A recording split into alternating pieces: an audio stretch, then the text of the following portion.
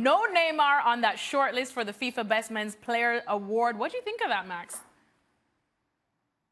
I was surprised. I think when you're Neymar's stature, you kind of get penciled in there. It's a strong list, but would you put defenders in there? I don't know. I'm just kidding. I'm kidding, guys. But I would pencil him in. I don't get too caught up on these awards, these individual awards, but with the proliferation of Messi and Ronaldo, Neymar needs to keep pace. Quite frankly, he had a severely interrupted season at the business end with injury, and that is probably what's holding him back because he had those numbers piling up at PSG and certainly was part of the early efforts for Brazil to qualify for the World Cup.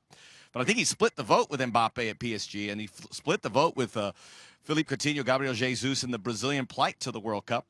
And he leaves the legacy of the World Cup where people remember him for really one thing, and that's spinning and spinning and spinning into commercials and spinning over precipices against the Swiss. So that's it. It's up to Neymar to remedy this, and I think he can have like one of these stick-it-to-the-world years, but it's up to him to do it. Guys, what do you think? You think they could have at least found a place for Neymar? I mean, it is just a short list after all. But ahead of who? And on the one hand, I agree with Max. I think Varane. Many times in the past, you've seen players penciled in because of who they are. But you look at the list and you wonder who's left out. I hear Max shouting Varane. Absolutely not.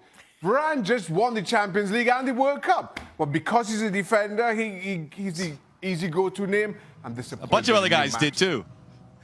I'm disappointed in you, Max. I'm sure Stevie's disappointed as well, Stevie. This is not a top 10 CV in the world for football. This is what have you done for me lately? And the truth is, Neymar's not on that list because lately he hasn't done anything for MD. You know, he was okay in Liga against weak opposition most weeks. Didn't do much in the Champions League, obviously got injured. And then his big return makes a mess of it, acting like a clown. So why should a clown be on the top 10?